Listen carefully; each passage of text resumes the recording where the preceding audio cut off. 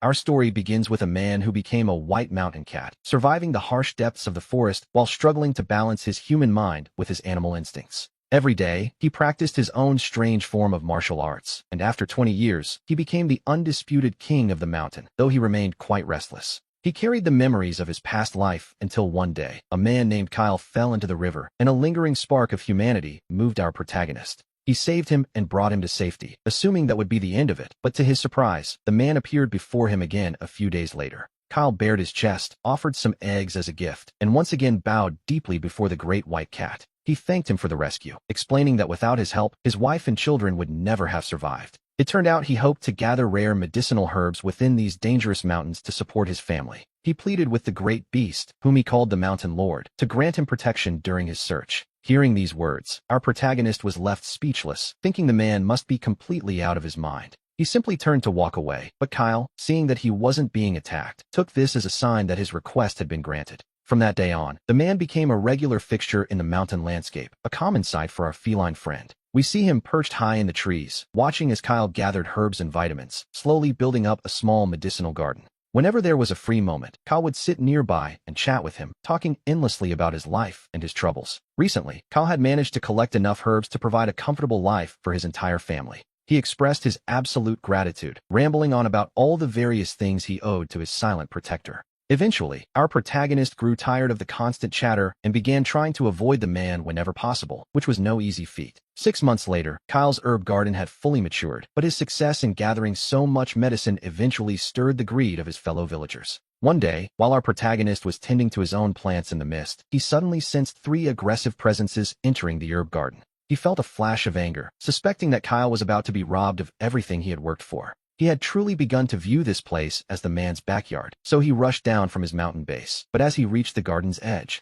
we see Kyle clutching the herbs to his chest, blood smeared across his mouth as he desperately grips a villager's belt to hold his ground. He cried out that these were his herbs and that they had no right to take them away. The men laughed, asking if he thought he owned the mountain, claiming this entire area belonged to them instead. They mocked his bravery, accusing him of being the one who was actually stealing the medicine. The other 2 men were filled with a cruel joy as they prepared to make their getaway with the loot. Seeing the herbs being taken, Kyle grabbed one of the men's legs, refusing to let go while shielding the 2 most valuable plants. No matter how much the 3 of them beat him, he simply refused to back down. Watching this scene unfold, our protagonist couldn't help but feel a strange sense of unease. Deep down, he wondered if it was truly worth risking a life for such a small amount of medicine. As he considered what to do, one of the men lost his temper completely, his face turning a bright, furious red. Suddenly, the man swung a heavy medicinal mortar to clear the way, slamming it directly into Kyle's back. The tool was incredibly heavy and, to be honest, not exactly a delicate instrument for a fight. The blow was brutal, leaving a deep and painful wound across Kyle's body.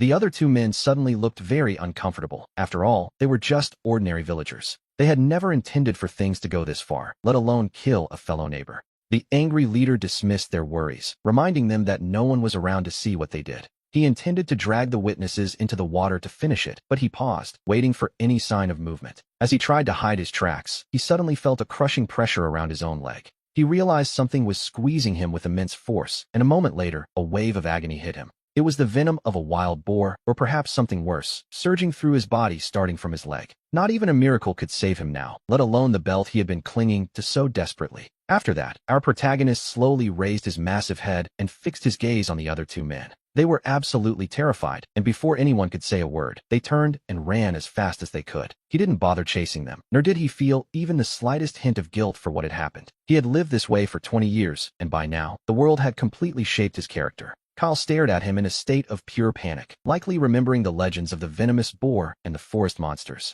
A moment later, the creature simply tossed the man's broken body aside like it was nothing more than a nuisance. When we return to the herb garden, we find that Kyle has become much quieter than he used to be. From that day forward, he looked at our protagonist with a lingering sense of dread in his eyes. Eventually, he stopped speaking altogether, and a heavy, cold silence began to settle over their daily lives.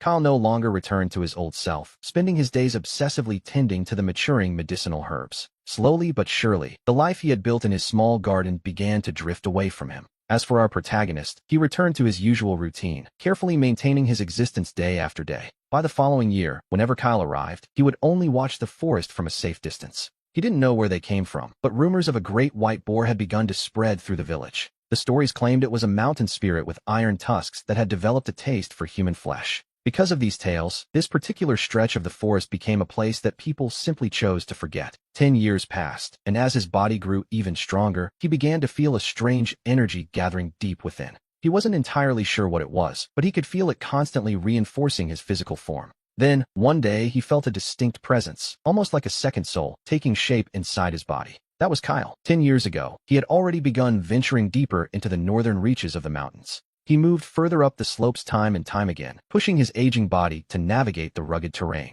Eventually, he returned to a place that felt far more powerful and ancient than before. With his body growing weaker, he realized he might never have the strength to climb these heights again. Deep down, he hadn't expected to ever see our protagonist again after all these years. He had become a useless old man, unable to earn a living and forced to rely on his family for protection. To make matters worse, his wife had passed away during the spring 2 years prior. He struggled to find food daily, and after ignoring advice and eating poor soil for a week to save food for his children, he was fading. In the silence, we see that he was no longer the same man who had worked so tirelessly to protect his family's fate. He didn't understand why life was so difficult, but we know that in these ancient times, most people struggled just to exist. As Kyle prepared to leave, the cold scent of death began to linger around him, signaling his time was short. Perhaps he was happy to reunite with his wife, knowing he had provided for his son, but the smell of death was unsettling. Not wanting to face death himself, our protagonist began to carefully absorb the spiritual essence of heaven and earth for several years. Later, something strange happened. Many large cats began entering his territory, threatening his hard-won peace. The next day, yet another cat appeared, and having reached his limit, he decided it was time to learn about the human world. He didn't expect to witness the cycle of aging and death again so soon, but 2 days later, he reached a small village. The village looked quite poor, situated between a sandy slope and a hilltop covered in wild strawberries where a small dog ran. He considered returning to the deep mountains immediately, but then he encountered a young girl, perhaps 6 or 7 years old. She wore a simple dress and was busy catching bees among the flowers, seemingly safe in an area with few wild animals. However, the peace was broken when an old, injured dog limped toward her, causing a sudden moment of alarm. With a burst of speed, our protagonist moved so fast his muscles rippled, snapping the old dog's bones in an instant while the little girl watched from the ground, stunned. She asked if he was a spirit from the mountains, and to be honest, he had no idea that those ancient legends still held such power over people today. He gestured twice to prove he wasn't a ghost, and we see the girl's mouth drop open in pure delight as she realized he could actually understand her. She was even more amazed to find he was such a massive creature, yet so intelligent, and after a moment of thought, she asked if he wanted to eat. Her father had warned her that mountain dogs eat people, but he simply declined. Though he felt like scaring her, he had been searching for someone to talk to for far too long. He couldn't bring himself to frighten her, and soon, the little girl's helplessness was forgotten as she began to chatter away with pure, unfiltered joy. When he spoke again, she ran right over and patted his paws with her small, delicate fingers, which he found far more beautiful than any fine bowl back home. He had planned to return to the deep mountains, but instead, he stayed near the village where the girl, Luna, would visit daily to talk until she fell asleep against him. A few months later, Luna ran to him and sat directly on his back, stroking his head and calling him her big protector while they rested together. She was hungry, explaining that the village chief had taken their food as a national tax. We see that in this era, survival was dictated by those in power. The village elders and the chief held total authority over the people and the land, their word being the final law when it came to distributing property and resources. Between wars and fires, the central government's power rarely reached this far, meaning the local lords could take what they wanted without fear of resistance. They squeezed the people for every coin and scrap of food, but as he lay in the forest looking at Luna, he decided he couldn't just watch her suffer. He presented her with a small catch, and Luna's eyes lit up like crescent moons as she realized it was for her, before running home to share the news. By afternoon, the story had spread through the village like wildfire. Luna's father, having finally secured a meal, set to work preparing the meat without a word. He divided the meat into 2 portions, sharing it with families who had nothing, as these villagers lived on the edge of survival, where every connection mattered. At first, they called Luna lucky, but when the meat ran out and she returned with 2 mountain lions, her father began to feel a sense of creeping unease. They kept quiet until the food vanished again, but when Luna found yet another animal, the villagers couldn't stay silent about a child finding such bounty in the wild. And so, dozens of villagers gathered on the beach to discuss the beast's death, with Luna standing in the center beside its severed head, a grim sight that, surprisingly, brought the village some peace. The food helped them survive, but it was too strange. If they weren't careful, the villagers might decide Luna was a witch and sentence her to the flames. Luna lowered her head in silence, refusing to say who had brought the meat, even though her father, a man skilled in martial arts, was considered a local hero. But Luna remained quiet, and her father warned her that if she didn't tell the truth, he would disown her. The neighbors tried to calm him down, but his mind was set. He waved them off and looked at his daughter, thinking that if she stayed silent, he would have to discipline her, though deep down, he was merely desperate for answers. He didn't realize that to a 7-year-old girl, those were the most terrifying words imaginable, and Luna began to panic as her fears spiraled out of control. She was terrified her family truly didn't want her, remembering how her mother had once spoken of her as a burden. Finally, Luna let out a sob. She confessed everything and pointed toward the deep forest. Our protagonist took a breath and decided it was time to reveal himself to these villagers. Every eye followed her gaze, but they only saw Luna running forward in tears to embrace the massive creature, her weeping face pressed against his fur. He lowered his head and gently nudged her back, huffing softly twice to show he meant no harm, finally making his presence known to the stunned crowd. He looked back at the village, seeing the people frozen in shock, and soon enough, rumors began to spread about the appearance of a divine boar. Some villagers even brought ceremonial paper and incense to the clearing, not just to give thanks for the food, but to offer up their prayers. They prayed for long lives and prosperity, and, to be perfectly honest, some even asked the great beast to help them find a good husband or wife. He continued to bring food and medicine to the village every few days, but as we often see, good fortune rarely stays hidden for long in these mountains. The bounty soon attracted the wrong kind of attention. A messenger came racing toward the hills, shouting that hunters were coming to capture the great white boar. A massive hunting party arrived, many of them on horseback, and Luna's father urged our protagonist to flee back into the safety of the high peaks. He turned and retreated into the mountains just as the village was swarmed by hunters and local officials armed with heavy blades. Word had reached the city governor, who immediately ordered a specialized unit into the forest to track down and capture the legendary creature. The village elders tried to plead for the beast's life, but they were ignored. The hunters were only interested in the profit the white boar would bring.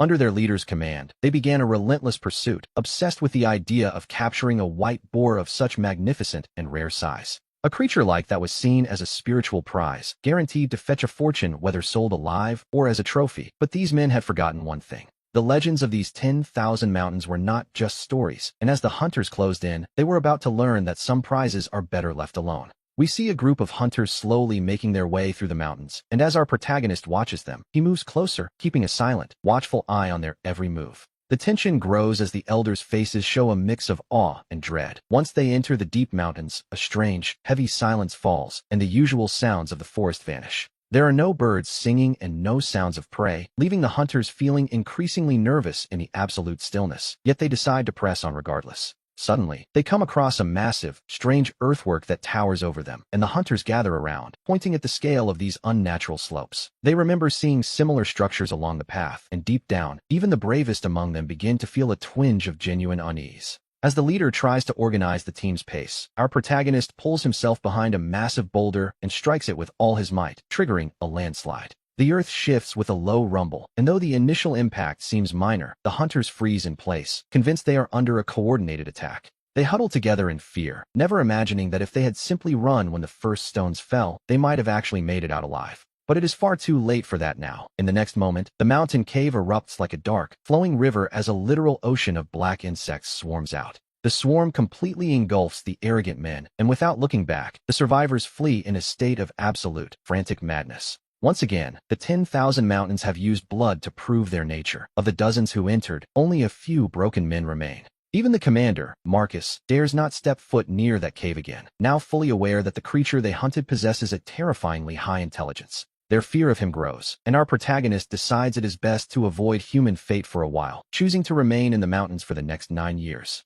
Eventually, he returns to the outskirts of the village, and upon reaching the familiar cave, he finds a young woman waiting there with a look of quiet confusion. The little girl has grown up, but her scent remains the same. Her long hair now reaches her shoulders, and in these mountains, she has become a true beauty. Sensing something, Luna turns and sees the familiar white figure she has waited for. Like a child again, she runs forward to embrace her old friend. She sobs, asking him where he has been all these years, and as the evening rain falls and the stars emerge, she leans against him among the mountain herbs. Together, they watch the night sky, and though his nature has not changed since his rebirth, he listens as she begins to pour out her heart. She confesses that her family wants her to marry a man from the village named Jacob. He is a good man, but she simply cannot bring herself to love him. Jacob had come to the village last year and claimed he wanted to protect her, but in a village this poor, she feels her future is being decided for her. Her own family is quite poor, struggling each year just to find enough food and medicine, which makes Jacob's family seem like they live in a different world entirely. In his house, they can afford meat every day without worrying about their next meal. "I really don't want to go," she whispers, her breathing becoming heavy with nerves.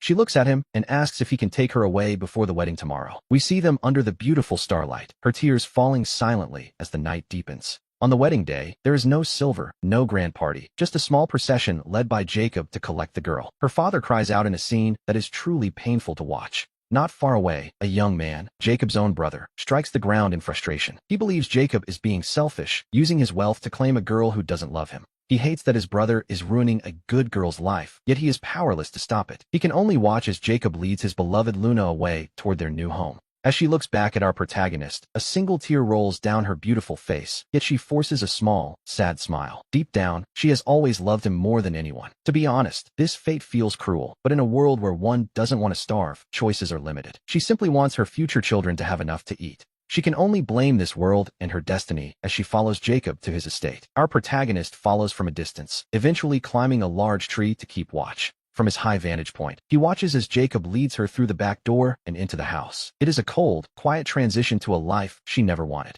Suddenly, a scream echoes through the air, and our protagonist transforms into a streak of white light. He flies over the mountain peaks, returning to where the villagers have gathered. We see the parents and villagers surrounding the girl, who now lies still. As he approaches, the crowd falls back in terror, and he looks down at her pale, tear-stained face. Strangely, her face holds a relaxed, beautiful smile, as if she has finally found peace. Her body had been wounded, perhaps by the very people who claimed to love her most. Her parents have become mere observers of a tragedy they helped create. It is a heavy, silent moment that speaks volumes about the cost of their choices. He stands there, and if he could speak, he would tell her how much this dusty world has taken from them both. He feels as though his own spirit is being torn apart, yet he maintains his protective stance. He looks up at the sky, perhaps offering a silent thanks for the time they had. The moment passes, reminding us that life can be fragile and brief, yet some connections remain eternal. The world moves on, indifferent to the grief left behind. That cold mountain remains a tomb in his heart. He settles beside the spot where she rests, watching over the mountain temple he has called home for so long. This is his place, after all. Jacob sits hunched before the grave, his bitter laughter echoing with the realization of what he has truly lost. The atmosphere in the village remains uneasy, and the elders look upon the scene with a fear that makes them seem less than human. The mistress of the house made life difficult for Luna every single day, constantly bothering her and mocking her for no reason at all. She desperately wanted to return home, but Jacob refused to let her leave his sight. A few days ago, Jacob had even sent Luna away to stay with the elders of the Silas family, further isolating her. Luna was utterly resistant to the idea, but our protagonist, watching from the shadows, could not express any emotion. He simply recognized the growing fury within himself. That night, the young man we know as Marcus picked up his phone. We see a lone figure and a serpent making their way toward the silent village. He felt no fear of the act itself, nor did he fear the consequences of the harm he was about to inflict. Those people had essentially killed Luna's spirit, and he felt he had every right to orchestrate their downfall. A mere serpent's fate is usually set in stone, but he was determined to change the narrative. That night, in the courtyard of the local magistrate, not a single soul survived except for the police and low-level guards. Every wound found on the bodies was a snake bite. He had used only a very small amount of venom. A tiny dose is enough to end a life, and he didn't want to cause unnecessary complications for the new authorities. He correctly assumed that those people wouldn't dare venture into the Million Mountains to hunt for a snake. Returning to the mountain temple, the young prince told him that Luna was truly gone. In the future, he told himself, he would surely find a girl to protect, just as he had tried to do for her. On that very day, a local professor arrived to investigate the strange occurrences in the area. After hearing about the tragedy that befell the family, the professor made his way to Luna's final resting place. There, he saw our protagonist standing by the grave, looking as though he were offering his very soul in mourning. Having witnessed the entire scene, the professor realized that even the supposed monsters of the mountain possessed deep feelings. And so, he remained firmly in his territory, continuing his solitary practice in the quiet of the peaks. Time flies by in the blink of an eye, and on this day, we see Marcus slowly shedding his old skin once again. His massive body had grown to a staggering length of 8 meters. He had become a truly gargantuan creature, yet even in his own territory, he was about to face another life-and-death struggle. His opponent was a black cat, a creature that had gained intelligence and understood the path of evolution. The feline wanted nothing more than to feast upon the powerful serpent to increase its own strength. Consequently, ever since learning of Marcus's existence, it had begun to frequently provoke and challenge him. Initially, he had hoped to avoid the conflict, perhaps letting the black cat find another target for its hunger. After all, who would have thought a serpent of his size would be harassed by a mere cat? Ultimately, he decided it was time to put an end to that persistent and loathsome creature. The cat's teeth sank into him like a dog's, and soon his mouth was filled with the metallic taste of blood. The black cat, driven into a frenzy by the scent of blood, became even more reckless in its assault. Marcus, too, felt the primal surge of adrenaline and agitation taking hold of him. Finally, he managed to drag the black cat down into the deep, dark waters of the nearby pool. As they submerged, the cat realized too late that its fate was sealed in this watery grave. Beneath the surface, the creature had no way to defend itself against the serpent's superior strength. The battle seemed brief, but in reality, the struggle beneath the waves lasted for nearly half an hour. His own wounds were severe, and the loss of blood left him feeling weak and battered. Driven by instinct, he felt a desperate, gnawing hunger for the meat and blood of his fallen foe. He could feel nothing but the warmth of the fresh blood filling his stomach as he fed. Exhausted by the pain of his injuries, he eventually drifted into a heavy, silent stillness. We see the remains of the serpent struggle as parts of his massive form are swept into the river. At that very moment, on a nearby grassy hillside, a window in a small cottage is pushed open. An elderly woman with snow-white hair appears, her face radiating a gentle, kindly warmth. She steps out onto the slope, dressed in a simple, rustic skirt that seems to belong to another time. Following close behind her is a clumsy little golden puppy, tumbling over its own paws. The pup frolics happily until, quite suddenly, it scurries right to the very edge of the riverbank. Initially, the kind woman, let's call her Martha, had no intention of venturing so close to the water. But as she reached the shore, she spotted a strange shimmer in the water and moved with surprising vigor. Her rustic skirt fluttered as she reached out, nearly losing her footing in her desperate attempt to intervene. It was a frightening sight, especially when the little puppy suddenly lost its balance and tumbled toward the depths. Martha, who had lived a quiet life, found herself reaching out just as Marcus was drifting near the falling pup. He was still drifting in a daze, unaware of her presence, feeling a strange, sinking sensation in his weakened state. He couldn't quite grasp what was happening, hearing what sounded like a rhythmic, mystical humming in the air. As the chanting faded, Martha strained with all her might to pull his heavy, waterlogged body from the stream. His body felt icy from the soaking, his temperature dropping dangerously low as his life force began to flicker out. Martha hauled him onto the grass to dry in the sun, a simple act that, quite fortunately, began to spark his recovery. As he slowly regained consciousness, he saw the doting woman bringing a small stove from her home to warm him with medicinal herbs.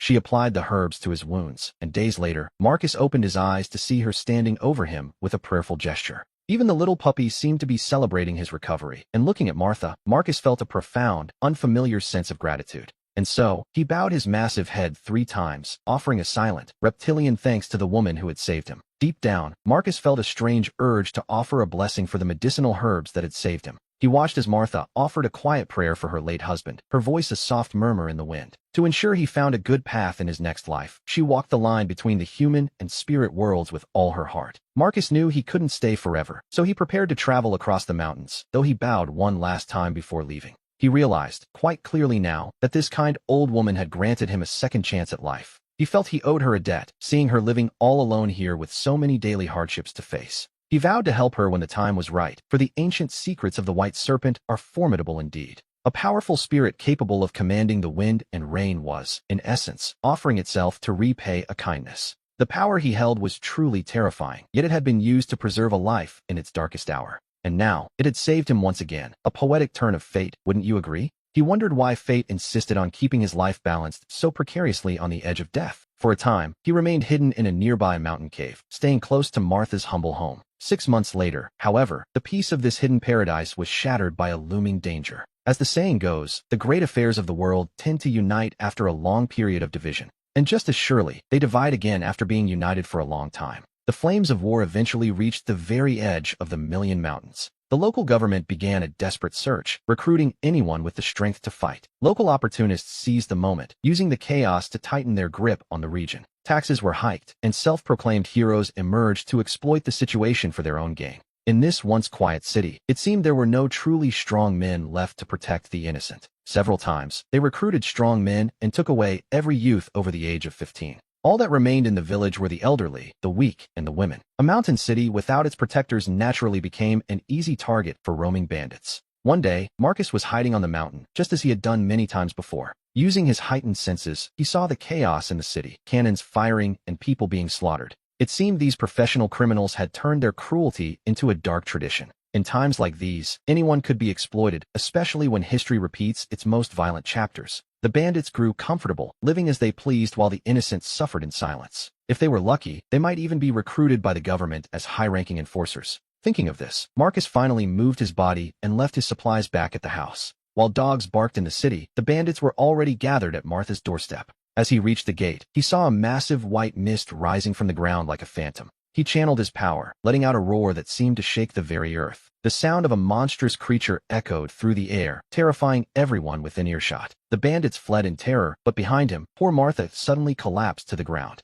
The old woman lay there in the dirt, weeping from the sheer weight of the terror. She cried out to the heavens, begging for salvation as their lives had become unbearable. With her white hair matted with sweat and tears, she looked utterly broken on the ground. The toll of this war was truly beyond anything one could have imagined. It was almost too painful to describe, and he couldn't understand why such cruelty was permitted. Marcus paused to consider the situation for a moment, eventually shaking his head in disapproval. We see a sea of ruthless criminals, every one of them bristling with knives, bows, and heavy iron. If he were to rush in now, which would be quite reckless, he might very well end up dead. His priorities were clear. He needed to increase his strength and ensure the safety of those he was responsible for. It isn't easy being a hero, you see, especially when, technically speaking, you are a snake. Choosing not to eat people was a noble start, but it didn't exactly make him a professional savior. We returned to Martha's doorstep, where he watched the dark, ominous haze rising over the city.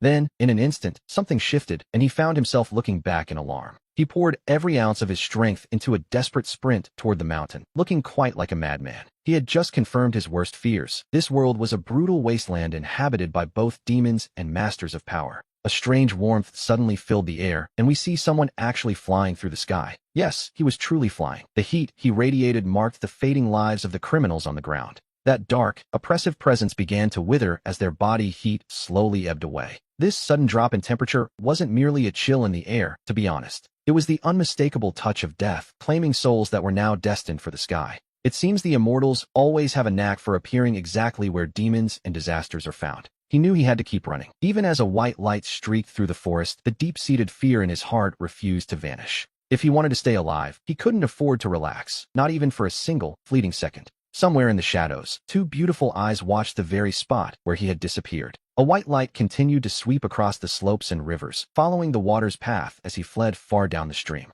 He had remained on the mountain this entire time, while all the animals around him were in grave danger. His first instinct, naturally, was to retreat back into the safety of his forest once again. The white spirit seemed to share the same thought, intending to hide him deep underwater for nearly 2 weeks. Deep down, he had no idea that someone was actually flying through the sky above him. And so, we see him watching his own reflection as he desperately tried to make his escape. High up in the heavens, the perspective shifted entirely. The woman in the sky spotted the white snake, her gaze fixed directly upon him. While this place was far from blessed, it still held a certain peculiar charm, to be honest. It was said that spirits possessed the power to help lesser demons maintain their fading wisdom. The mountain slopes and rivers formed a pattern that clearly acted as a gathering point for wandering souls. Ancient legends say these formations are the eyes of the spirit, and our white snake was feeling quite lucky. In a flash of light, 3 figures appeared before a massive boulder at the foot of the mountain. The woman leaned forward with a strange curiosity, reaching out to touch the stone where the snake was hidden. He was utterly astonished, wondering if these 3 divine beings were truly as wild as they seemed.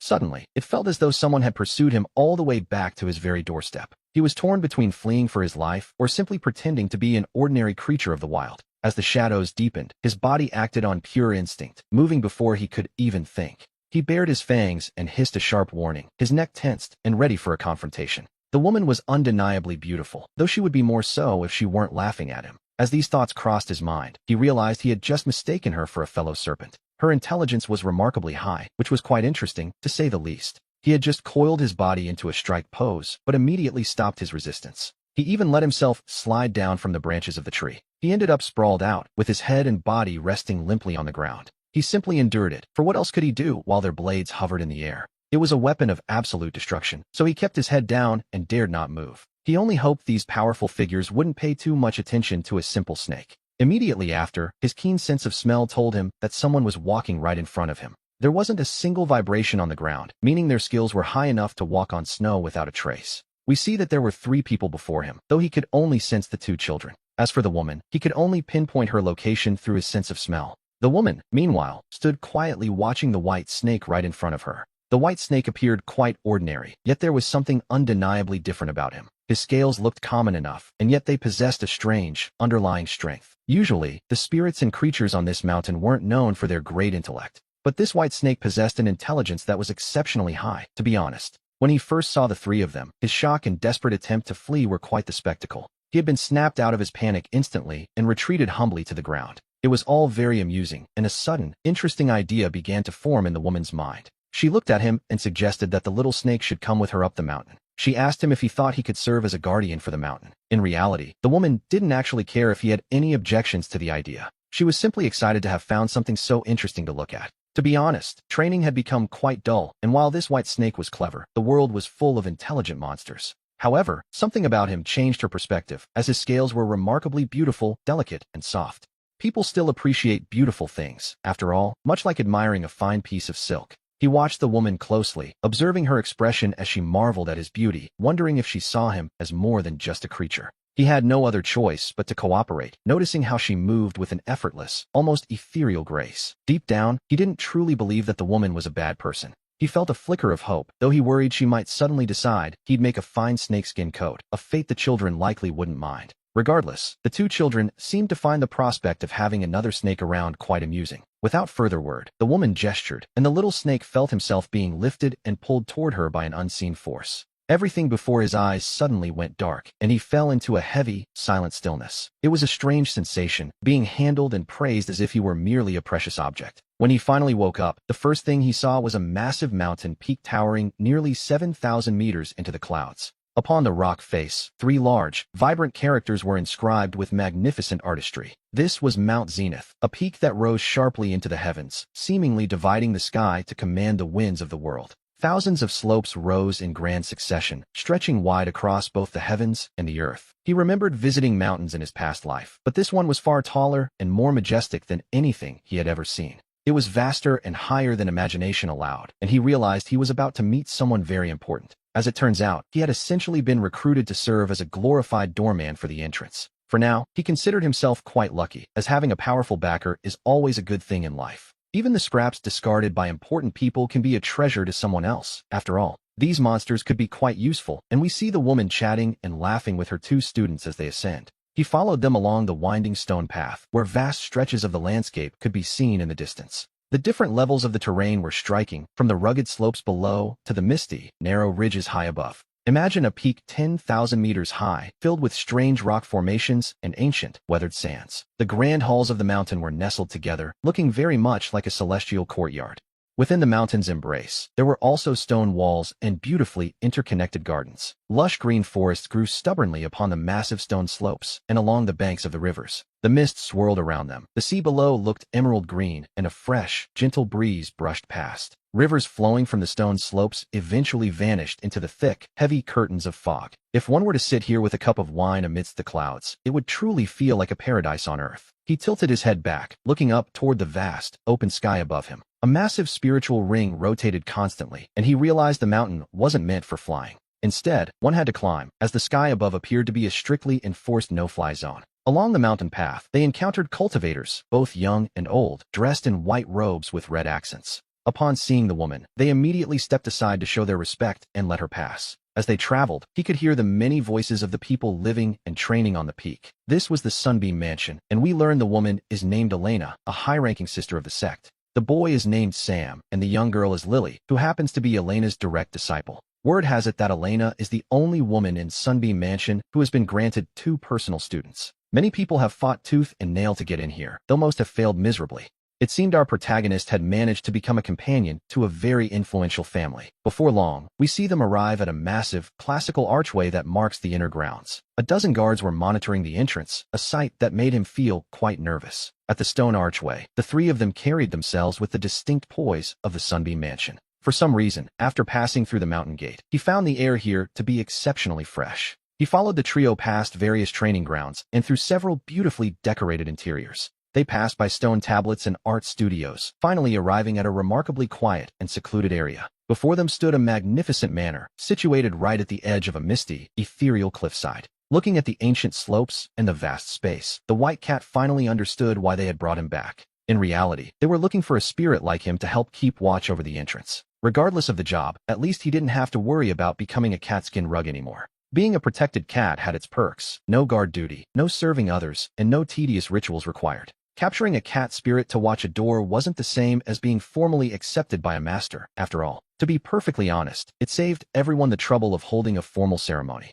Elena told him this room would be his residence, and his only task was to watch the mountain shrine. She mentioned that she had already notified the kitchen and the internal affairs department of his arrival. He was free to eat at the kitchen, provided he stayed away from the strictly forbidden zones. Otherwise, she warned him, no one would be able to save him if he got into trouble. Deep down, he still had his doubts, but Elena seemed quite satisfied seeing him so full of energy. After that, regardless of where they were, she would immediately begin teaching her two younger disciples their exercises. Our white cat simply pretended not to understand a thing while finding himself a perfect spot to relax. He often hid near the kitchen, curling into a ball to listen to the distant, muffled sounds of the manor. The two younger disciples, including a boy named Marcus, weren't exactly friendly and watched him constantly. Little Sarah was particularly mischievous, always reaching out her fingers to try and touch his soft, white fur. Suddenly, he realized he didn't need to worry about their little tricks anymore. Living without constant vigilance was a luxury he hadn't enjoyed in a very long time. It was quiet here, and more importantly, it was safe. Outside the kitchen, the birds stretched their wings as the mountain mist sighed through the trees. Inside, the white cat listened to the playful sounds nearby and began his new life of quiet cultivation. With nothing much to do, he would wander around the kitchen, catching small prey and whistling to himself. Then, he would run to the open courtyard to watch Elena's two students practicing their martial techniques. There were many delicious medicinal herbs kept there, though a cat, naturally, couldn't eat them. 3 days later, besides listening to the training, he spent his time wandering idly through the grounds. When he grew tired, he returned to find Elena watching him as he lounged near the medicinal storage crates. While he kept an eye on the kitchen, he made sure to stay out of sight of those larger, rowdy disciples. Elena's disciple Marcus had a stubborn personality, while Sarah was a clever girl who always seemed a bit restless. Having never seen a white cat like him, Sarah's eyes lit up as she constantly looked for him to play. Just as he was drifting off to sleep, he sensed someone approaching his quiet corner. He forced his eyes open, trying to focus through the haze of sleep to see who was disturbing him. It was Julian, looking quite stern as he scolded the white snake for being so incredibly lazy. The man stood before him, lecturing the creature, while our protagonist simply flicked his tongue and went back to sleep. He felt a flicker of pride. Though he was startled at first, he quickly spotted the flaw in the illusion.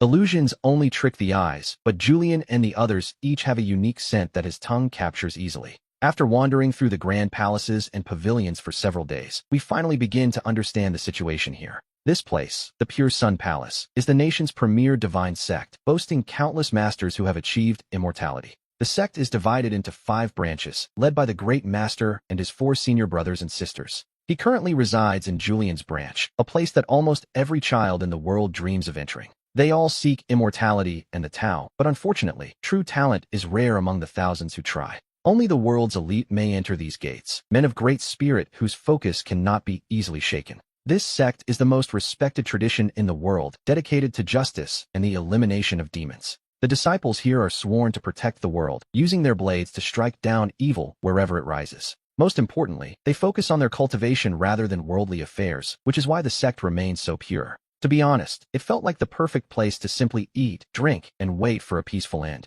No one dared cause trouble on the mountain, and Elena noticed the white cat was looking more energetic lately. The local stray cats and even the dogs began to notice him, too, whenever he strolled through the grounds. In fact, the other animals were so intimidated by his aura that they would flee the moment he arrived. It really was a wonderful spot. These disciples were wealthy, and even their leftovers were quite a treat. There was certainly a profit to be made here. It was like a game where the masters ignored the scraps, unaware that this trash was actually quite precious. We see him sitting before the head chef of the alchemy pavilion, where a large, mosquito-shaped red brazier is set upon a stone pedestal. The brazier was forged through magic with wind chimes hanging from its 8 corners, a design that, to be honest, left him wondering what the point was. After staring at it for some time, without gaining any insight, the white cat strolled past the main kitchen and headed toward the back. 2 disciples in the kitchen didn't even glance his way. Word had already spread across the mountain that Julian had brought home a white cat. At first, they feared it was some strange spirit monster, but when it turned out to be just an ordinary cat, everyone lost interest in stopping it. It was just a cat, after all, one that eventually began eating the medicinal scraps in the pavilion before appearing in the inner medicine room once more. Ignoring the gathering disciples, he took his seat in silence and waited, knowing that whether it was alchemy or chemistry, things often went wrong. These failed experiments were usually unfit for consumption. The resulting substances were often quite toxic, especially the medicinal dregs. Since they could cause dangerous reactions, the standard procedure was to collect and record the waste before clearing it all away. But now, the disciples had found a new use for the waste, recording the latest batch with a smile of pure satisfaction. This white cat was proving to be quite useful, as it meant they would rarely have to dispose of the toxic medicine themselves. To them, these scraps served no purpose, and they couldn't fathom why any creature would actually want to eat them. While this medicinal trash was hazardous to humans, for our protagonist, it was a concentrated source of power. He could sense the hidden flavors within the toxins, detecting exactly which parts were safe for him to consume. He wondered what this batch would taste like as he opened his mouth, scanning the dozens of medicinal fragments scattered around the room. With a sudden, sharp intake of breath, the medicinal energy was absorbed into his body, further refining his already impressive digestive abilities. He had spent nearly a month in the pavilion by now, quietly making a feast out of the sect's discarded medicinal waste. As his cultivation continued to grow, two alchemists entered the room, carrying a pair of pills that hadn't quite turned out right. One of them held a pill out toward the big white cat's mouth, offering it as a little treat just for him. The white cat's nose twitched subtly, yet he continued forward with a casual air, opening his mouth to swallow the offering. To the alchemists, the quality of this pill was poor and its medicinal efficiency was severely lacking. But for our friend, it was already as potent as a first-grade medicine. Lately, his internal cultivation had been progressing at a remarkably rapid pace. He found that both the medicinal waste and the semi-formed structures of these failed pills were incredibly effective. After the absorption was complete, his entire spirit felt a sudden, intense surge of energy. He felt that if he encountered a black cat spirit now, he wouldn't even need his venom or any clever tricks to win. He was certain he could take it down in an instant. Returning to the main hall, he ignored the two children still practicing diligently, and curled up at the feet of the stone lion. As he lay there, the medicinal power in his stomach thickened within his blood and surged through his body. He hadn't expected this level of physical transformation to occur in a single day. When he finally stirred, he felt a strange, almost fearful sensation radiating through his entire frame. It felt as though he were shedding his very skin. Sophie, who was practicing her blade techniques nearby, noticed the cat looking quite unwell. She immediately stopped her training and rushed forward to check on him. Something was clearly happening. Marcus didn't quite understand why, but looking at the white cat, he also sensed that something was wrong. Julian, who had been meditating, heard the cat's low cry and slowly opened his eyes. The children were panicked, fearing that something terrible was happening and that their companion might actually die. Sophie saw a faint glow emanating from him just as her master, Julian, stepped toward the base of the statue.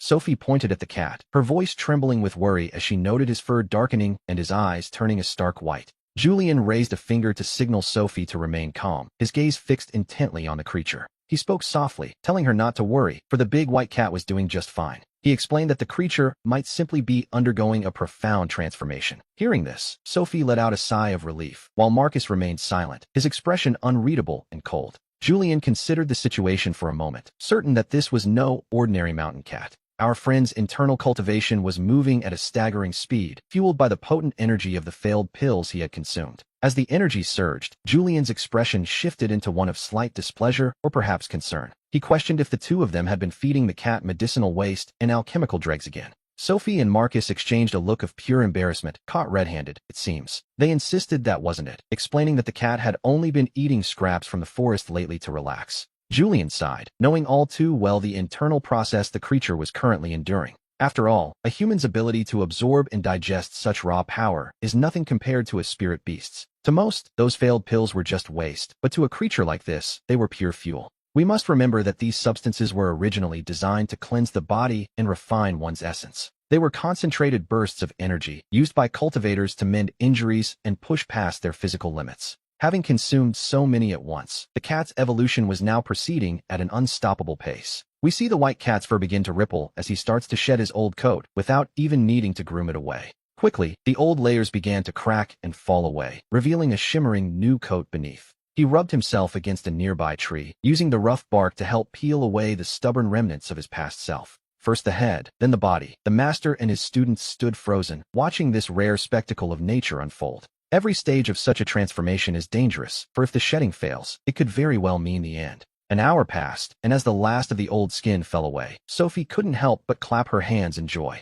Julian smiled as well, feeling a strange sense of nostalgia, though he couldn't quite say why. After witnessing the lion's remarkable transformation, his own state of mind seemed to improve slightly. Shedding and growth. It seems every living thing must follow its own set of natural principles. Once the skin had changed, the white lion's teeth felt tight and heavy, finally falling out in the dead of night. By the time he woke again, his new teeth had already grown to an impressive length. In this peaceful community, he had finally found a lifestyle that truly suited him. In the mornings, he would catch the morning dew and frost on the edges of his new fangs. Whenever hunger struck, he simply made his way to the kitchen to enjoy some fresh meat. He spent his time guarding the tranquil hall, earning free meals while maintaining his formidable teeth. He would return to the hall, close the doors for protection, and drift off into a deep sleep. The weather remained calm, and lately, we see him visiting the Pacific Training Hall quite often. The Pacific Hall serves as the primary training ground for the disciples of the Tranquil sect. From a bird's-eye view, the entire hall looks like a massive, imposing iron frame. In the center sits a giant iron structure, and the hall itself is vast, at least the size of 10 football fields. He suspected the masters might have used their magic to flatten the mountain peak into this training ground. This allowed the disciples to practice their blade techniques across the wide expanse of the hall. The intent behind their blades felt as vast and powerful as the mountains, the sea, and the wind. We see several senior instructors currently deep in the practice of their blade forms.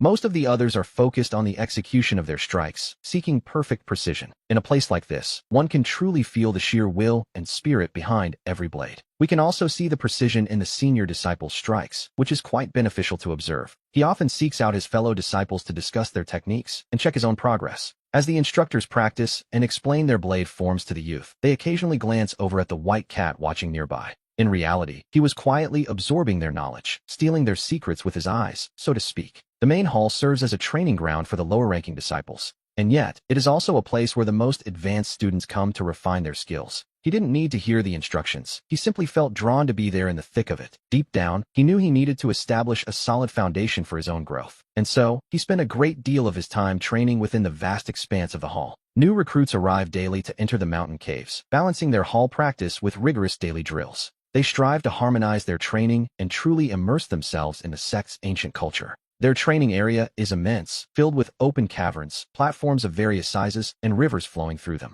The atmosphere is hauntingly quiet, featuring a massive tiered plateau on the mountain dedicated to practice.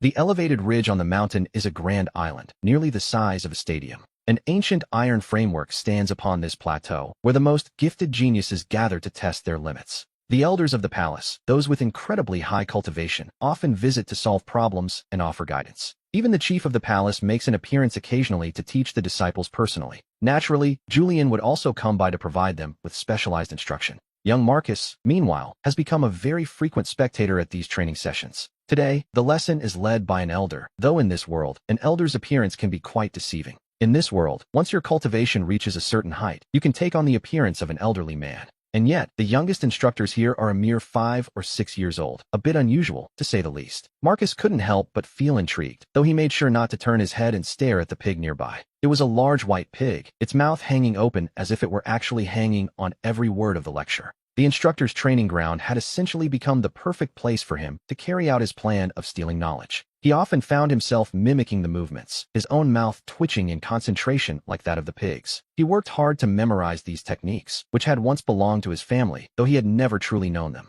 These young teachers, of course, had no idea that a pig was also attempting to cultivate alongside their students. All he had to do was keep his mind sharp and his focus absolute. For these people, the path of life and cultivation had become something truly wild and unpredictable. In this place, time seemed to lose its meaning. There were no days and no doors to hold them back. Cultivation is incredibly difficult, but now that he has the chance, he is determined to do whatever it takes. He struggled to commit everything to memory, knowing all too well that the path of growth is never a smooth one. When one seeks to rise above, there is no choice but to give everything they have to the effort. He had learned much today, and even as the red sun dipped into the west, he found himself far from sleep.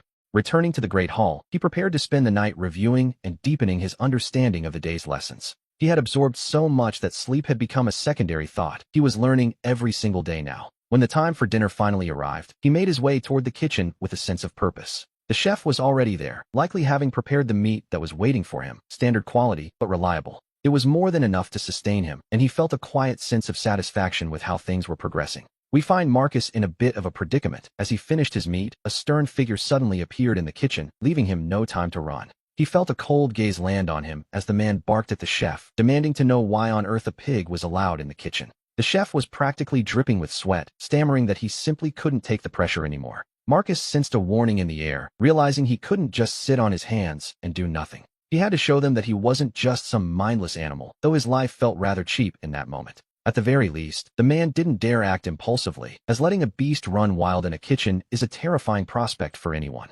Even the dogs and pigs nearby seemed to whistle in surprise, sensing the sudden chill in the room. The man in the kitchen suddenly erupted in fury, tearing off his outer robe as the veins on his forehead began to bulge with rage. He drew his blade and lunged, but Marcus was quick, twisting his head and diving for cover among a group of lions. Using lions as a literal shield is certainly a bold choice, and it seemed to leave the man stuttering in disbelief. He could hardly find the words to express his frustration. It was, to be perfectly honest, a rather ridiculous sight. Marcus wanted to adjust his position, but like a frightened dog, he didn't dare move under the deep, piercing gaze of the master, Julian. Julian seemed to understand exactly what had transpired, and that single look sent a cold shiver down Marcus's spine before the master's expression shifted. He turned to face his brother, Leo, whose face was a mask of severity and obvious anger. Leo demanded to know if a high-ranking investigator like him was actually stooping so low as to argue with a mere monster. Calling him a fool, Leo whistled twice and bid him a sharp farewell before flying off toward the river of thought. Once Leo was gone, Julian turned his attention toward the white cat, his eyes shifting in a way that made Marcus afraid to even blink. After all, who knows if this serious master might suddenly decide he wanted cat soup for dinner while Marcus lay there on the ground. Julian then commanded Marcus to take the white cat back to the courtyard and ensure it received a very stern education. The white cat was banned from eating in the kitchen for 3 months, a punishment that left Marcus quite surprised. After all, Julian was the cat's uncle. As one of the 5 great martial masters of the spring sun, Julian knew he couldn't truly argue with a kitten, so he simply ordered everyone to withdraw. The workers hurried to prepare the kitchen as Julian grabbed Marcus by the scruff, and they vanished into thin air, a spinning sensation that made the cat feel quite ill. They flew toward a distant place of reflection, and upon hearing the details of his punishment, Marcus's face darkened as he gritted his teeth in frustration. To speed up his recovery, Julian produced a medicinal handle and placed it in Marcus's mouth. After swallowing a cooling mint, he felt much better and ignored Julian's scolding. He dashed toward the palace only to face the threat of arrest, but Julian merely smiled, his usual icy composure softening just a fraction at the corners of his mouth. Facing the labels of his past, Marcus stood perfectly still, holding his red iron chains like a frozen demon born from a kingdom of ice.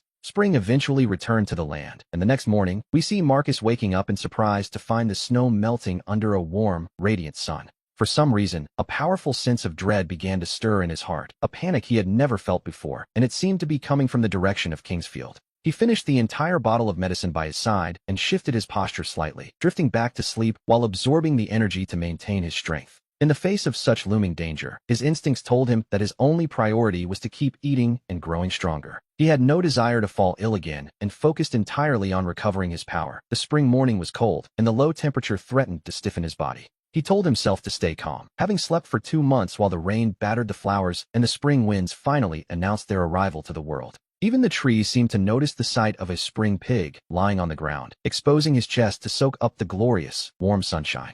Many young couples were out strolling together in the spring air, and even the Grand Commander's teacher was seen flying by to discuss the finer points of wine. It was a rather ridiculous scene as a man named Silas stepped out of a shop, his nose twitching as he looked at a sky that seemed heavy with a dangerous pressure. Silas spoke quickly, calculating the odds as he looked behind Marcus, noting that the red ribbon on the cat's head was beginning to move on its own. He noted that Marcus had slept since yesterday and consumed a bottle of spirit medicine. Though it was a waste, Silas decided a small punishment was in order. He called out to the large cat, ordering him to take the ribbon away and move closer to him. Marcus carefully removed the ribbon and headed upstairs to sleep, curling himself up comfortably within his new surroundings. We watch as he observes his mistress, who hasn't aged a day in 5 years. In fact, she seems even younger and more vibrant than before. He assumed she was capable of this, and one must admit, having the protection of the 5 masters of Spring Sun certainly helps. And yet, we have to wonder, does he always carry that lingering sense of panic deep within his heart? After a moment of reflection, he realizes that this feeling is merely the weight of the coming trials he must endure. In the past, he held many advantages, but he knows that if his focus wavers now, even his very bones won't remain.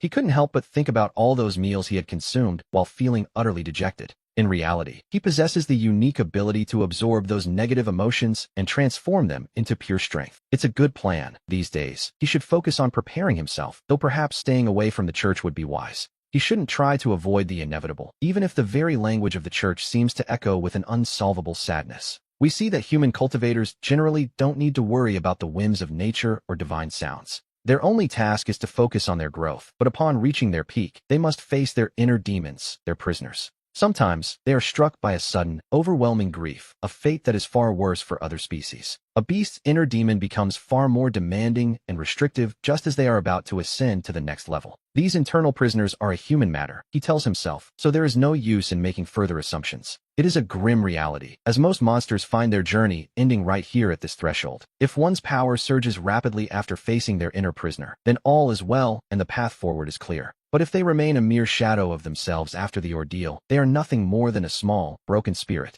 One particular cultivator was quite startled by this, feeling a deep sense of sorrow for what had been lost. He looks into the eyes of his own inner prisoner and sees that after 5 years, she has manifested as a beautiful young girl. In this world, having no guardian to claim you is considered a disgrace, and our prisoner, as it turns out, was quite the little beauty. She was a classic case, really, a girl who, much like Marcus, possessed a gaze that seemed to carry 100 years of weight. He only knew how to work with his blade, but knowing he was to be the prisoner's guardian, he gathered every blessing box he could find. Deep down, he feared the prisoner might not survive the ordeal, a thought that left the great master feeling quite dejected. In the end, he could only offer 2 or 3 mystical tools to help ensure the prisoner's safety during the coming trial. Marcus stood silently by the side, though he chose to keep his thoughts to himself for the moment. Yet his silence spoke volumes, mirroring the very concerns that Julian was harboring. He truly hoped the master could provide enough assistance to guarantee the prisoner's ultimate safety. Julian didn't want to see a death either. After all, the palace housed only 3 people and a single snake. Losing even one companion is an exhausting prospect, and Julian simply refused to let that happen.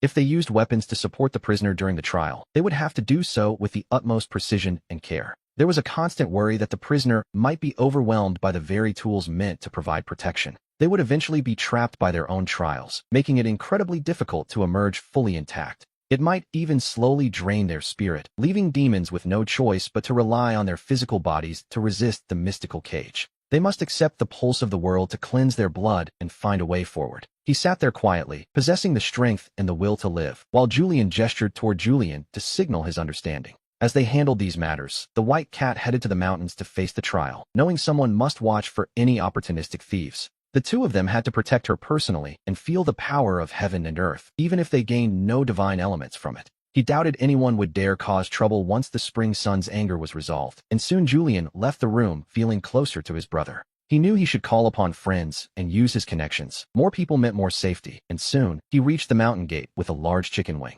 After setting aside many porcelain pieces, Julian offered Marcus a spiritual treatment for his injuries before they finally headed out together. We see a group of fanatical and eccentric cultivators appearing with their followers, just as Julian pointed toward the mountain entrance where the gates stood wide open. Dark clouds gathered ominously overhead, yet they seemed to handle the looming threat with ease, though Julian remained wary of a potential ambush. One must remember that Julian was essentially a master of toxins. He knew these cultivators would never miss an opportunity to strike, regardless of the circumstances. They hovered nearby like predatory birds, keeping a close watch on the unfolding events from the immediate vicinity. Trapped within the sky's tightening circle, there was no escape. The only choice was to face the trial until the very end, for victory meant transcendence, while failure meant death. Returning to the safety of a quiet village was no longer an option, as the dark hail swirled above, looking as though it might descend at any moment. Luna watched the sky with a growing sense of panic, knowing full well that even for a low-level creature, surviving such immense celestial pressure is no simple feat.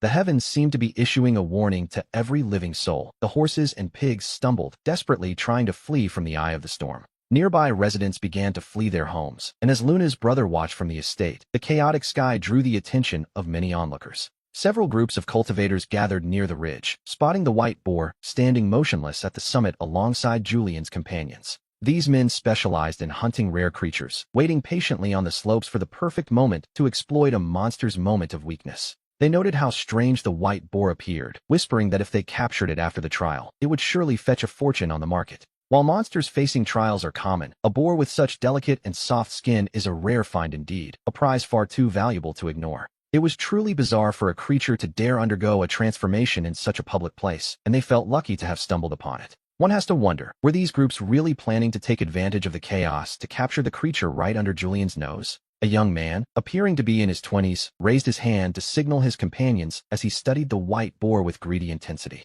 Feeling uneasy, he eventually approached Luna and the others, causing Julian to narrow his eyes in sharp observation. Julian remained silent as he stepped in front of Luna, and after a brief glance at the intruders, the group simply chose to ignore them for now. Julian's reputation was usually enough of a deterrent. Even on this mountain peak, they were still within the sovereign territory of the Spring Sun Palace. The status of the palace is legendary among cultivators, yet a man named Silas stepped forward, claiming he was there to help suppress the demon. We see that Julian recognized every one of them, including his younger junior, Silas. Yes, that's Silas. Silas claimed he would handle the boar for them, promising to provide protection and take care of the details. He offered to act as a guardian, perform the rituals, and manage the entire business. After all, he had been in the cultivation world for quite some time. He asked rhetorically who he hadn't killed, but Julian simply closed his eyes and watched Silas with a cold, calm gaze. The killing intent behind Julian's gaze became palpable, causing Silas to tense up and quickly pull back his wandering thoughts. Before things could spiral out of control, Silas beat a hasty retreat, realizing that Julian was not someone to be trifled with. This was the territory of the Spring Sun Palace, and if he truly provoked those senior disciples, no amount of backing could save him. In fact, if he wasn't careful, even his own supporters would be crushed by the palace's might. A sobering thought, isn't it? The disgust and suspicion felt by the other cultivators grew intense, and their logic told them it was time to leave before more trouble arose. As the senior disciples prepared to move, the cultivators decided to stop asking questions and vanished from the scene to watch from afar. One has to wonder if these people were fools for daring to covet a creature protected by Julian and the prestigious Spring Sun Palace. Meanwhile, Silas led his companions to the foot of the mountain, entering a secluded room to regroup and plan their next move. He spoke to a young man in his 20s, reporting that the white boar was there, but Julian's people were guarding it closely. He explained that they weren't allowed to get near, as the palace claimed the creature was their own spiritual beast. His companion, a man named Darren, listened with a smirk, his face full of greed as the group of cultivators turned back toward the mountain. Up on the summit, our protagonist watched as the dark clouds turned ink black over 3 days, making the very air feel heavy and suffocating. After a long period of dormancy, he felt the heavenly tribulation approaching, sensing the raw power of life and death deep within his soul.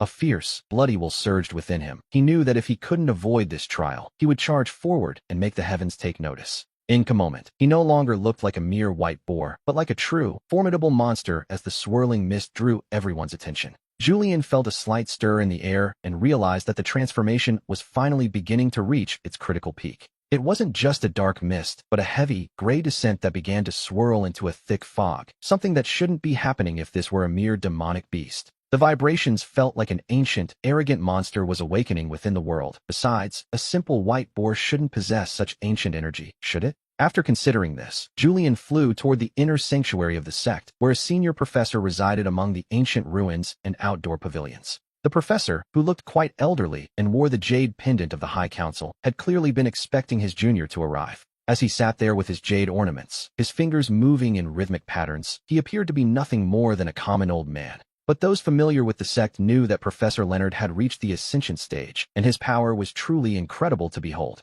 Leonard smiled, his hair fluttering gently in the breeze as he maintained an air of perfect stillness. "Julian, have you come about that white beast?" Julian admitted that the transformation felt far too heavy, worrying that the creature might not survive the trial, and he asked his senior why this was happening. It was a matter of opportunity and creation, though Julian didn't quite understand. The trial facing that white boar was far more dangerous than a standard transformation. If it succeeds, its future will be limitless, for everything in this world is predetermined, even if an old man like Leonard can only glimpse a fragment of it. This trial is the boar's own creation and blessing. Without such a struggle, a common creature could never hope to reach such a lofty goal. If it continues to endure, it might even be able to enhance Leonard's own wisdom and insight in the future. After that, Leonard ended the conversation, and Julian returned to the temple ruins with a smile, finally breathing a sigh of relief. He felt more excited than his senior about the sect's growing fortune, while our protagonist, perched on the summit, prepared for the heavenly disaster. The dark mist enveloped the world like a crimson shroud, resembling a sunset as the observers began to pull back further and further.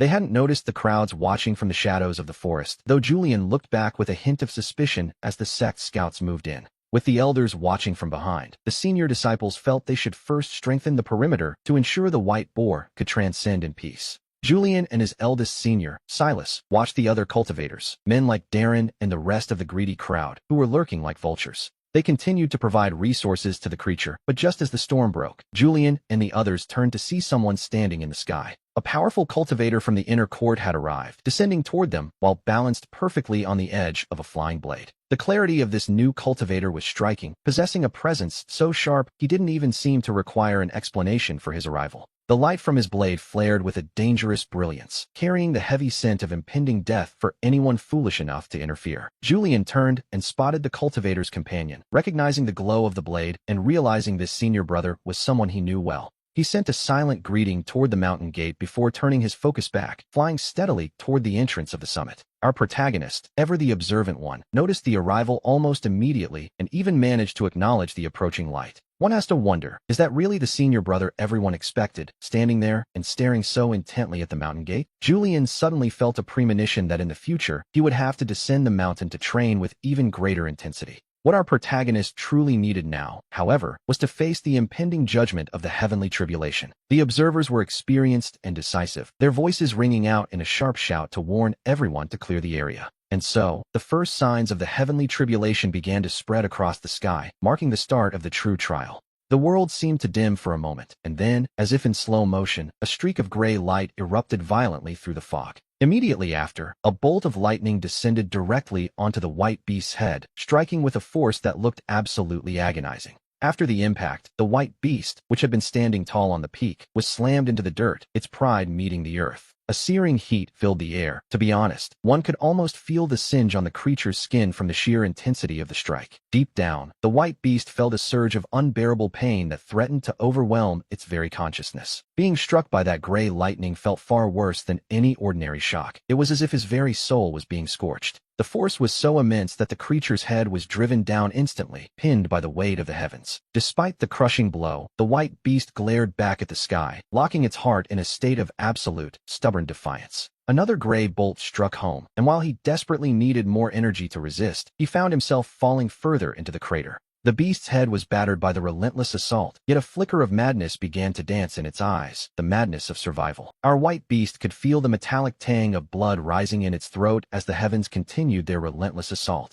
But today, he refused to let that blood spill. He would endure until he had completely surpassed the power of that gray lightning. One has to wonder, just how much time does our white beast truly have left to withstand this? Just as that thought crossed his mind, another gray bolt struck, shattering his shoulder and tearing through flesh and bone. Back at the sect, Master Arthur watched the flickering gray light from a distance, feeling a sense of madness creeping in. The beast's shoulders were now completely broken, though his internal energy worked feverishly to repair the devastating damage. However, the speed of his regeneration was simply no match for the rapid-fire strikes of the celestial lightning. The bones in his shoulders were particularly stubborn. They were shattered so deeply that they couldn't possibly knit back together quickly. The sheer weight of the gray energy pressing against his skin only served to compound the agony of his existing wounds. Only a short while ago, he was a pristine white beast, but in the span of a few breaths, his body had been utterly ravaged. Deep down, he remembered that he was still in the process of evolving his very life force. If he could just reach the next stage of ascension, he might survive this, yet the instability of the lightning was terrifying. Fortunately, his youthful vitality was on his side, allowing him to recover at a pace that would be impossible for others. This observation, at the very least, allowed him to prepare himself mentally rather than being caught completely off guard. He viewed this as a necessary experience, though the preparation itself brought on a brief, sickening wave of exhaustion. It wasn't just the crushing pressure of the trial. He also found it difficult to harmonize his internal energy with the chaotic environment. Finally, the elders overseeing the trial, including Lady Catherine, took note of how well our protagonist was performing under pressure. One of the senior disciples, a woman named Sarah, remarked that Tom's resilience was truly something out of a legend. The fury in the sky was beyond madness, defying all traditional beliefs that external items could shield one from such a trial. Many cultivators had tried to use artifacts to bypass tradition, but the heavens had a way of stripping those vanities away. A beast's physical strength can increase vastly, far surpassing any human in the same realm, as humans must rely on tactics alone. Since they don't rely on their bodies, humans are faster and more balanced in their training, requiring superior cultivation methods and magic beads. To truly surpass these monsters, one must acknowledge their own weaknesses. In truth, a monster's body is incredibly powerful, little sister. Don't overthink it. Human cultivation is faster than a monster's, whose progress is painfully slow and takes a vast amount of time. It could take 10, 100, or even 100,000 times longer, yet human growth over the years gives them profound depth for the future. You must be careful, very careful. Our big brother knows the professors have taught you well, and the lessons are in your bag, but I worry for our sister. She is prone to forgetting, distracted by her toys, while the wind rises with thunder and light in a revolutionary harmony for our white boar wolf. Under the celestial disaster, effort is everything. The mist descends again as skin is torn and flesh is stripped away, exposing the boar's very bones. Mist and light surged through his body until he finally collapsed on the ground, the scent of sweat and blood swelling the white boar's weary soul. He knew he shouldn't succumb to sickness now, for if he did, death was certain, while the black mist continued to grow in the sky. Our white beast could feel the final bolt approaching. If he transcends this, it is the end of the trial, but if he fails, it is simply the end.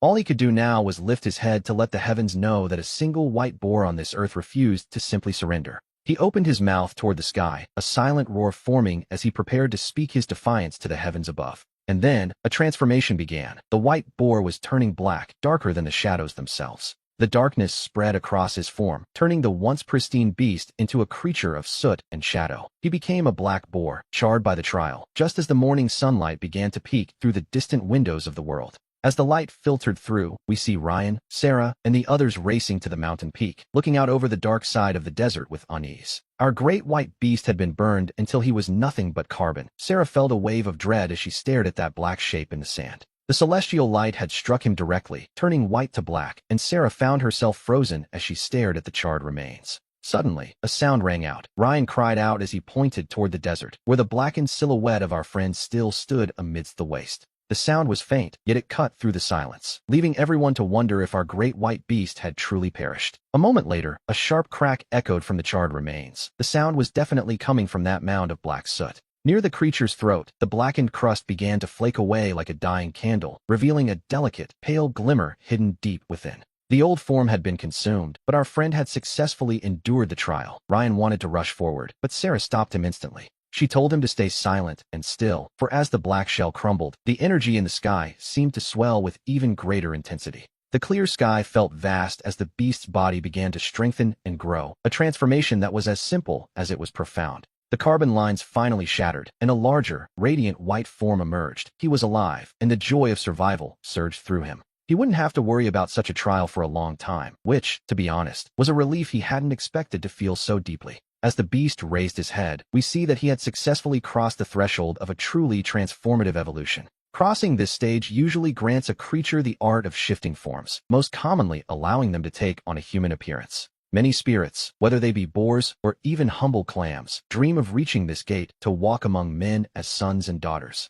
Of course, most monsters aren't that eager. In the human world, someone is always waiting to claim their head as a trophy. Our white beast relaxed his guard, though he remained watchful, occasionally sitting on high peaks to observe the world below. His growth became more disciplined, a change that pleased Ryan greatly, even if the path of transformation remained a mystery to be explored. To him, simply turning into a human didn't mean much if one was just captured like a common animal shortly after. He realized he needed more energy to properly adjust his body and escape the limitations of a monster's form forever. Deep down, he believed everything exists for a reason. There was no need to abandon his own race just to become a shadow of a man. Since ancient times, he knew death could be transcended through change, but he felt no urgent need to rush the process just yet. 65 years had passed since he arrived in this world, and he had grown quite fond of the simple life of a boar. He had mastered the unique skills of his kind, succeeding where perhaps even the ancestors of the Boar clan had once struggled. Having mastered the unique skills of the Boar clan, one wonders how he might express them. Meanwhile, back at the manor, Julian sat in the main seat as Ryan and Marcus stood at attention.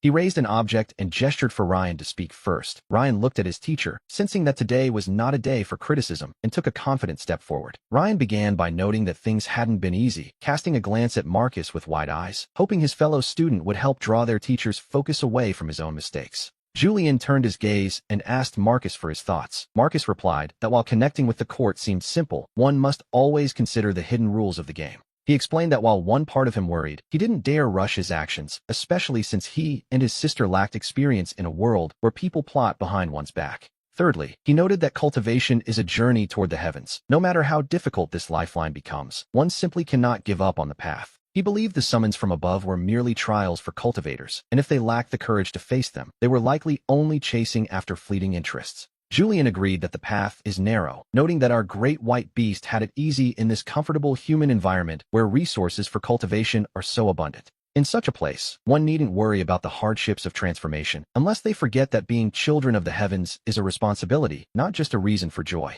This realization began to sink in, echoing through their minds as they contemplated the weight of the journey they had all undertaken together. It was a moment of profound clarity that seemed to stretch on, defining the very essence of their shared purpose. It wasn't just about prayer or effort, but about the diligent work of one's own hands. After all, a cultivator cannot rely on others to walk their path for them. The teacher watched them silently, his presence acting as a steady anchor for the young students as they navigated these complex thoughts. On the way back to the main hall, Julian began practicing the techniques of transformation with his two younger disciples, guiding them through the delicate process. During the shift, the white snake's scales shimmered and became like fine silk clothing. In the blink of an eye, a human form emerged, which was quite a sight to behold. The white snake realized his new height was a bit short, reaching only to Ryan's shoulder, while Julian's three disciples stood in the front of the classroom with their mouths agape. Marcus, in particular, was completely overwhelmed. He didn't even notice that the flying bow in his hand had slipped and fallen to the ground as the transformation finished.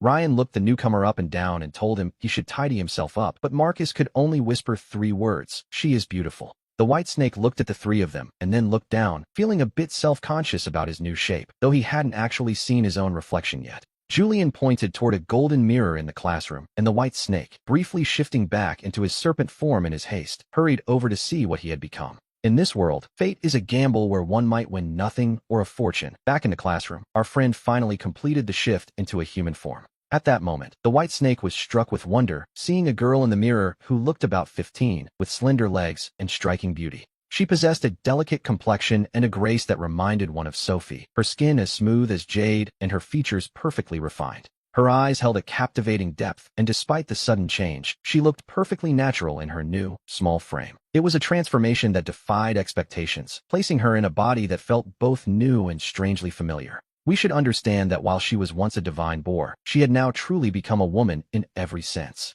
Her destiny was quite incredible, for after 65 years of life, she carried no bitterness or tragic emotions within her soul. She had plenty of time to adjust her thoughts, having grown accustomed to the world, yet now she viewed everything through a feminine lens. As the rain began to fall outside, veiling the world in mist, the former boar stepped out of the classroom to face the gray sky. The 3 disciples sat on the ground in stunned silence as Julian leaned in closer to inspect her from every angle with great excitement. It was his first time seeing such a perfect transformation, and he looked as though he wanted to reach out and see where her boar heart was hidden. Julian warned her that opening the door to the spirit is not easy, and she must walk this long path without causing harm to the world. He urged her to practice with a calm heart and not waste this rare opportunity, while the others were startled to hear a strange sound. It was the sound of the boar's chewing, which felt quite out of place coming from a human mouth. Even she seemed surprised by it. She touched her mouth, feeling a slight ache as she shook her head, but the sound remained that of a boar no matter how she moved her lips. A boar's mouth has a specific bone structure, and one must refine those bones continuously to master the nuances of human speech.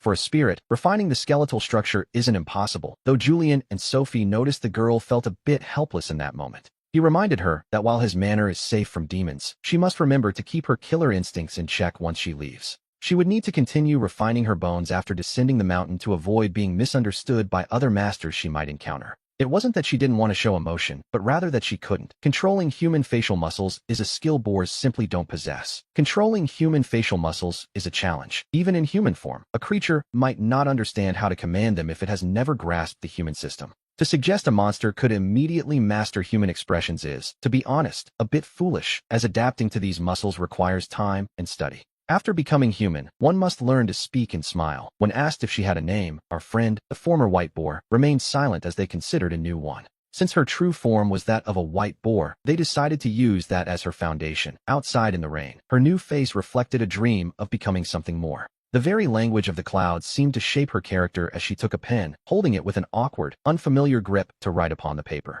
The 3 disciples watched, knowing it would be quite suspicious if she could write perfectly immediately after her change. Soon, the words, "White Boar," appeared on the page. With a good name established, the young disciples headed toward the dining hall, where many eyes were drawn to the striking faces of the girl and her companion, Blue. One younger student was so distracted by her presence that he stumbled right past his brother, completely unaware of his surroundings as he fell in a daze. We see a beauty that doesn't seem to belong to this world. One boy was so stunned, he didn't even notice his own ears ringing from the shock of the encounter. Blue found a place to sit while the white boar moved through the crowd, ignored the whispers of the other disciples who were busy discussing her mysterious identity. Dressed in white, her status remained a mystery to most, though a few senior disciples felt her face held a strange, familiar resemblance to their own kin. The girl gave a small, knowing smile, silently thanking the man she knew as Uncle Fatty for his years of care, just as a young cook nearby dropped his iron pot in surprise. She walked toward the back of the kitchen where a large pot of meat sat, a dish prepared specifically for her, even if it was mostly just scraps and trimmings. The portion was massive enough to satisfy even Uncle Fatty, who watched this strange scene unfold under the hot sun while butterflies danced in the air. Imagine the sight, a beautiful young girl standing before a heavy pot of meat, reaching out with her bare hand to grab a large piece. She put it directly into her mouth and began to eat. Uncle Fatty could only watch, feeling as though the world had gone slightly mad as butterflies landed nearby. This elegant figure in white moved through the main kitchen with a swaying, serpentine grace that left the kitchen guards completely mesmerized and unable to stop her. The manager found himself unable to find any record of her or even speak her name. He could only watch as she sat down to continue her meal. Just as he gathered the courage to ask who she was, he saw her take another large portion of food and place it directly into her mouth without a second thought. She had once again left the staff in a state of shock, a divine spirit simply enjoying the simple pleasure of a hearty meal. She was truly beautiful, and now, we see it was finally time for her to head toward the kitchen. Morning classes had begun, but today, one girl stood out by refusing to wear the sect's traditional robes or carry their sacred symbols. The senior disciples here are quite conservative, and after a brief moment, they decided to inspect Jade's waist pouch. High on the mountain peak, the snow and ice slid down the massive rocks, creating a scene that looked like a literal paradise. Imagine a fish so large it would take 6 people to carry. She filled her stomach with it, seeking a moment of perfect, meditative stillness. While others focused on their strict diets, we find our girl in white sitting high in a tree, casually swinging her legs. The snow fell thick around her, and in that moment, she felt as though she were in a strange, distant land. Luna sat there, suspended in the quiet air, looking out at the world from her high vantage point. She could feel the crisp mountain breeze against her skin, which was, to be honest, quite a comfortable change. As she listened to the distant sounds of the classroom, time seemed to simply fly by. The world began to change, and soon Luna, Sam, and Mark decided to descend the mountain to experience life for themselves. They faced many hardships on their journey, eventually reaching South City, where a million lights danced in their hair. They traveled further, listening to the poetic songs of the West Lake and hearing whispered words of love. There were times they had to draw their blades to slay demons, all to ensure the peace of the lands they visited. Our travelers even ventured into secret realms, uncovering ancient details that had been lost to time. Over the next 100 years, Sam and Mark advanced their cultivation so far they became the shining stars of a new generation. As their power grew deeper, they continued to cross paths with old friends from their long journey. By this point, their strength had already surpassed that of an ordinary demon king. Their magic began to manifest physically, their very bodies shimmering like a rainbow as they reached a new state of being. They had truly become legends, yet they never once forgot the quiet peaks of Westlake Mountain. That mountain was where their lives truly began, serving as the primary source of everything they had become. As they traveled with their companions, they eventually uncovered the true names hidden behind their titles. By now, Westlake Mountain had become a legendary sanctuary for those seeking to transcend the mortal world. Down by the convenient mountain paths, one could often find ordinary people basking in the warm sunlight. They had lost themselves in experiences that felt as rich and deep as a fine Burgundy wine. They saw women everywhere paying their respects to Luna, captivated by her illuminating and radiant presence. Whenever they encountered the master of the house, the atmosphere was filled with a sense of genuine excitement. Her young attendant was thrilled to see her. He loved the golden glass and pearl mirrors, though our divine boar felt quite trapped by the crowd. The people poked and prodded the poor creatures so much, it seemed they were trying to squeeze every bit of value from them. Word had spread that this was the Sunbeam Mansion, and the woman leading them was Sarah, the sect's junior master. The children were named Leo and Mia, and we learned they were actually Sarah's personal students. It was said the mansion only had 2 teachers, and though many fought to enter, few succeeded, a realization that made our protagonist quite uneasy. Not long after, as they reached the main mountain gate, a dozen guards stood watch, making the white boar feel incredibly nervous. On the great circular pillars of the mountain, 3 powerful words were inscribed, Sunbeam Mansion, though their deeper meaning remained a mystery. After passing through the gates, he found the air remarkably fresh as he followed the trio past various training grounds where disciples practiced their arts. He walked through beautiful, manicured courtyards and passed under many ancient stone archways. A long time later, he arrived before a magnificent courtyard, feeling a sense of relaxation wash over him at last.